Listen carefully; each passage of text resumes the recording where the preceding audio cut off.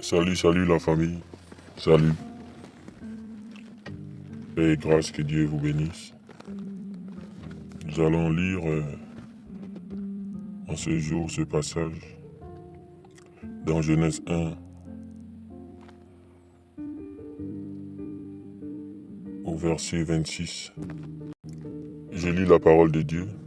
Puis Dieu dit, faisons l'homme à notre image, selon notre ressemblance, et qu'il domine sur les oiseaux, sur les poissons de la mer, sur les oiseaux du ciel, sur le bétail, et sur toute la terre, et sur tous les reptiles qui rampent sur la terre.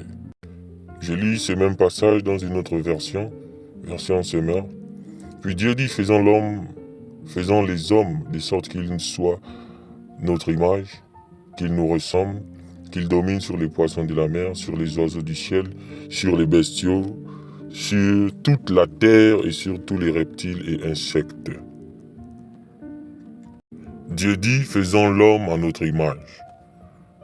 Nous allons regarder Apocalypse 17, verset 14. Ils combattront l'agneau et l'agneau les vaincra, parce qu'il est le Seigneur des seigneurs et le roi des rois. Et les appelés, les élus et les fidèles qui sont avec lui, les vaincront aussi. Bien-aimés, nous ignorons notre identité en Christ. Si Christ est le Seigneur des seigneurs, le roi des rois, qui sont les rois? Qui sont ces rois? Sachant que nous avons lu tout à l'heure que Dieu a fait l'homme à son image, à sa ressemblance, afin qu'il soit semblable à Dieu.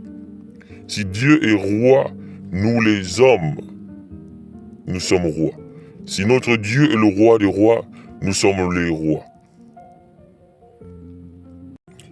Nous lisons Éphésiens 6 au verset 12. Car nous n'avons pas à lutter contre la chair et le sang, mais contre les dominations, contre les autorités, contre les princes de ce monde, des ténèbres, contre les esprits méchants dans les lieux célestes. La Bible nous dit bien que les princes de ce monde, sachant que nous sommes fils du roi et que nous sommes rois, un prince ne doit pas sa révérence à un roi ne doit pas sa révérence à un prince. Un prince ne peut adorer, un roi ne peut adorer un prince. Un roi doit sa révérence à son suprême, celui qui est le roi des rois, le Seigneur des seigneurs.